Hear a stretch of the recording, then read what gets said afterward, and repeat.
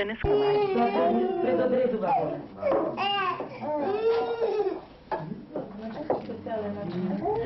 Веројатно, многу родители се соочуваат со проблем и со понатамошниот исход на судбината на своите деца, кога ќе дознаат дека нивното дете боледува од една, можеби и ретка болест, алергија на глутен. Токму заради тоа, денес го посетивме оделот за гастроентерохепатологија при Медицинскиот факултет Скопје. Неодамна вие оставивте една тесна соработка со детската амбасада Меѓаши. Ќе ни кажете на кој план се одвива таа соработка? Да ви кажам дека соработката со детската амбасада се одвива во прв ред на приватна иницијатива на родителите, чии деца се болни од оваа алергија кон глутен или алергија кон пшенично брашно. Благодарејќи на неколку родители ентузијасти се овозможи оваа соработка и денеска мислам дека ќе биде полесно за децата болни од оваа болест да дојдат до храната која што им е потребна и неопходна, а која ќе им треба цел живот на жалост. Во рамките на бивша Југославија иначе постоеше можност да се снабдат со храна, се произведуваше во Нови Сад, меѓутоа во последниве 2-3 години овој контакт практично е невозможен и децата беа оставени, препуштени сами да се снаоѓаат нивните родители со снабдувањето со храна. Сега, благодарејќи на иницијативата на детската амбасада, доаѓа храна, има спонзори кои што ја набавуваат храната и мислам дека оваа соработка со детската амбасада ќе се одвива континуирано, бидејќи имаме голем број на вакви пациенти. Во моментот на оделот има околу 400 вакви болни, што значи болеста не е ретка.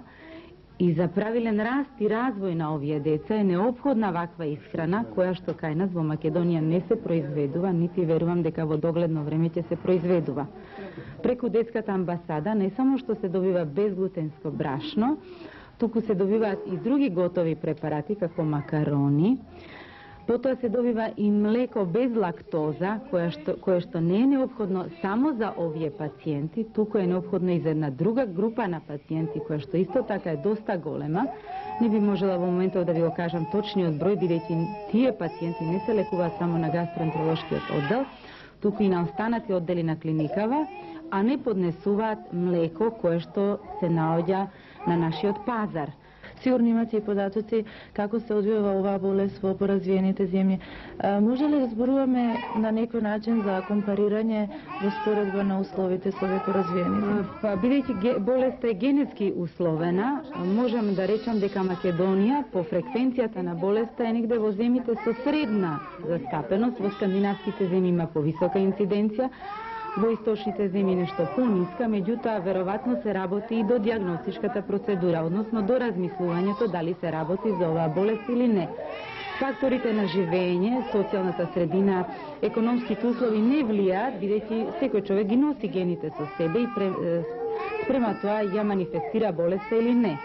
Кај овие пациенти се претпоставува дека фалат известни ензими, заради што не се во можност да го преработат пшеничното брашно и тоа практично делува токсично, ја оштетува нивната цревна лигавица и дава реперкусии на нивниот раст и развој.